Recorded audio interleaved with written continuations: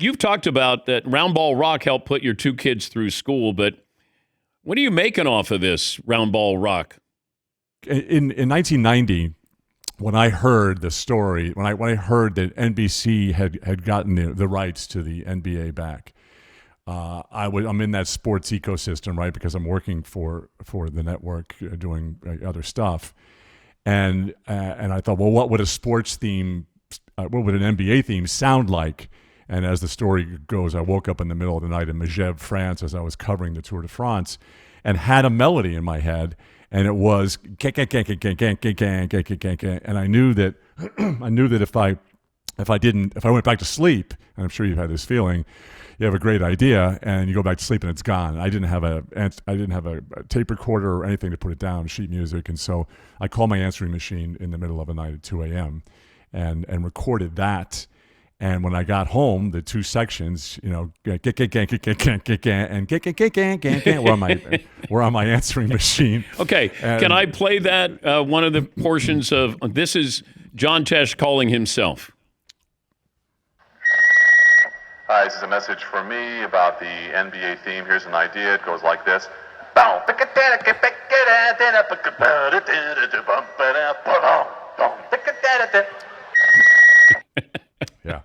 Yeah, that's it. That's the original. It's the original. It's message. been played over 12,000 times, John. I know. That's sports history. Well, and it's supernatural for me because the first time it was on the air, and I was sitting in a bar watching it come on the air. I had written hundreds of themes for CBS in particular, football, everything from football to tennis, and so this was just another theme. It was sort of bouncy and not as epic as most of the stuff that I. But are you telling people in the bar, "Hey, that's my theme. I wrote that." Yeah, I did. It didn't go well. I was sitting there I'm in Atlanta, and it's San Antonio. I think it was San Antonio versus the Lakers, and I had no family or anything, friends in Atlanta. So yeah, I went to a bar knowing it was going to come on the air. And back then, only one network had the NBA, so it was on every TV set, and it was really loud, and there was a lot of people in there watching it. And so I'm sitting there for a while, and after the third time it came on the air, I couldn't help myself anymore, and I said to the bartender, "Do you hear that song?" And he goes, Yeah. Like he never did, right? And I go, I wrote that, And he goes, "Oh yeah, you want another beer?"